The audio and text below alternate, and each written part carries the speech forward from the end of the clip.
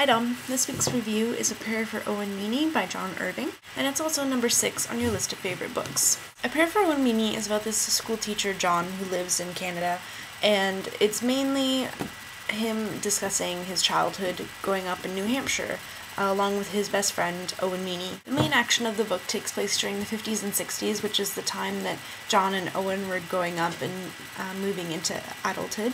And one of the book's pivotal events occurs when Owen accidentally hits a foul ball during a baseball game that hits John's mother and kills her.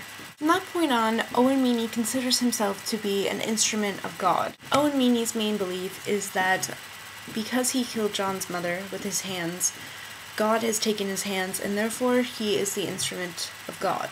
This has a profound impact on the rest of the book, like during the production of A Christmas Carol, where Owen Meany is playing the ghost of Christmas future. He sees on Scrooge's tombstone the date of his own death, which even further cements his belief that God is speaking to him and that he is God's instrument. And while all this is going on, John's mother had him when she was fairly young and unmarried, so nobody knows exactly who John's father is, so a lot of the book is spent trying to figure out who it could be and what that could mean for John. The book also switches between this time period to 1987, where John is a school teacher in Canada. He teaches English. He also has very, very outspoken political ideas about America and how terrible it is as a country, which a lot of his coworkers are fed up with. In 1987, John is also very religious, even though he wasn't before. He states that Owen Meany specifically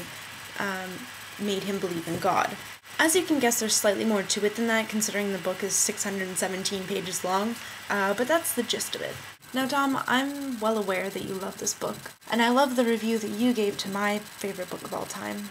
But after reading A Prayer for Owen Meany, I'm afraid I'm gonna have to say that I think that it's okay.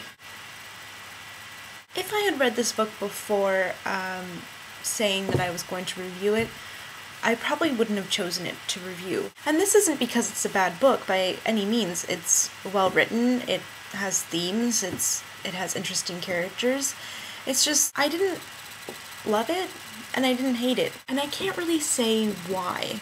While I was finishing up the last half of the book, I found myself wondering what I was going to say during my review as to my opinion of it. This book is interesting in that it puts forth these conflicting ideas, like fate versus free will, Americanism versus Canadianism. Are those words? Faith versus skepticism. Just the overall idea of religion itself.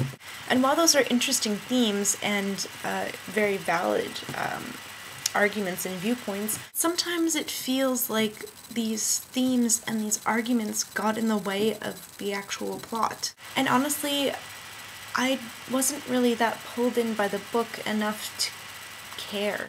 I can definitely see why a lot of people like this book, including you, Dom.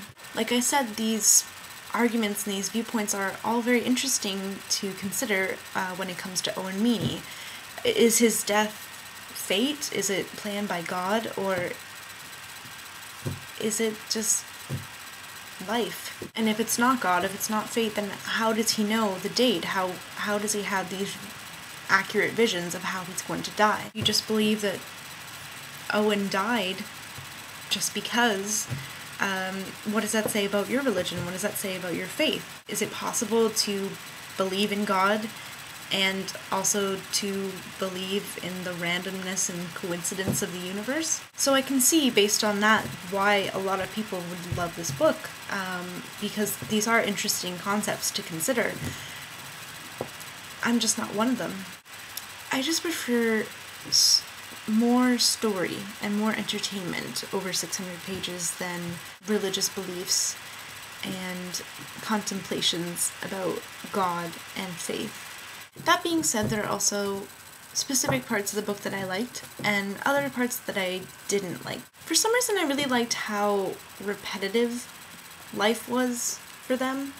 From like 1960 to 1968, every New Year's Eve they spend with Hester just throwing up in the backyard and watching TV with the grandmother. And every summer was spent working this terrible job, and Owen just stirring things up during the school year with the school paper. I'm not quite sure why I liked how repetitive their high school and college years were, I just did. And I really disliked how obvious it was who John's father was.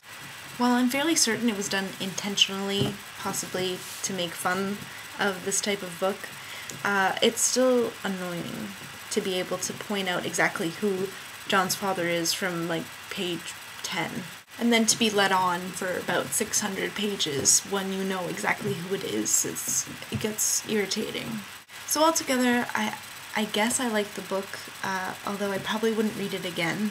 And while it may be an intentional take on this type of genre of inspirational but heartbreaking type of book, it still doesn't make it entertaining for me to read, especially for 600 pages. However, I respect what it has to say, and I can recognize why some people would really like this book.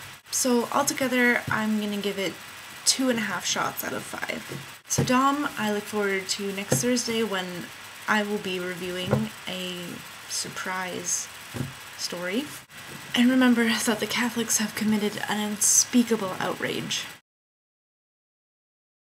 You don't have to do anything to be an English major. You don't need any special talent. You just have to pay attention to what someone wants you to see, to what makes someone angriest or the most excited in some other way. It's so easy. I think that's why there's so many English majors. No comment.